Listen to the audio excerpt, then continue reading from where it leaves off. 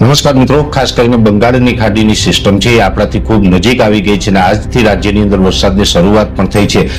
નમસ્કાર મિત્રો, તમારું સ્વાગત છે. હમણાં જ અંબાલાલ પટેલ અને પરેશ ગોસ્વામીએ મોટી આગાહી કરી છે, જેમાં આગામી દિવસોમાં અલગ અલગ તારીખે ભારે વરસાદની આગાહી કરવામાં આવી છે. જ્યાં મિત્રો પહેલાં તો મિત્રો પરેશ ગોસ્વામીની ટૂંક સમયમાં આગાહી કરી તે જરૂર જોઈ લેજો, અને મોડા વિસ્તારપૂર્વક અંબાલાલ પટેલે આગાહી કરી છે તે પણ જરૂર જોઈ લેજો. જ્યાં મિત્રો મોટા સમાચાર સામે આવી રહ્યા છે. સેટેલાઇટ દ્વારા સાદી ભાષામાં સમજણપૂર્વક આગાહી બતાવવામાં આવશે. વિડીયોના અંત સુધી તમે રહેજો. કે જન્માષ્ટમી પછી એટલે 16-17 તારીખમાં ફરીથી એક સાયક્લોનિક સર્ક્યુલેશન આવશે. એ સાયક્લોનિક સર્ક્યુલેશન મજબૂત હશે, જેની અંદર સાર્વત્રિક વરસાદ થશે. આમ જોવા જઈએ તો કચ્છ હોય, ગીર સોમનાથ હોય, એમાં તો આ વર્ષે અર્ધ દુષ્કાળ જેવી પરિસ્થિતિ પણ છે, ત્યાં વરસાદ છે જ નહીં. બીજા વિસ્તારોમાં પણ ઘણી જગ્યાએ ઓછો વરસાદ છે.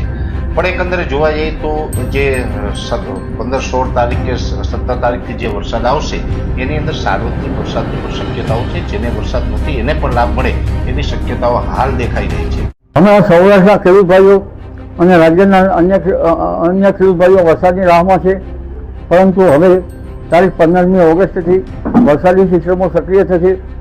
સાયક્લોનિક સર્ક્યુલેશન અરબસાગરમાં થવાની શક્યતા રહે છે. બંગાળ ઉપસાગરમાં પણ તારીખ 17 ઓગસ્ટથી મજબૂત સિસ્ટમ બનશે, એટલે અરબસાગરની સિસ્ટમના કારણે તારીખ 19, 20, 21, 22માં દક્ષિણ સૌરાષ્ટ્રના ભાગોમાં ભારેથી અતિભારે વરસાદ થવાની શક્યતા રહે છે.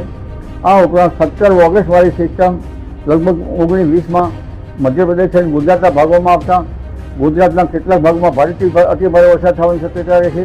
સરદાર સરોવર ડેમને પાણીની સપાટી વધવાની શક્યતા રહે છે, અને આ વરસાદના કારણે કેટલીક નદીઓમાં પૂરની સ્થિતિ પણ રહેવાની શક્યતા રહે છે.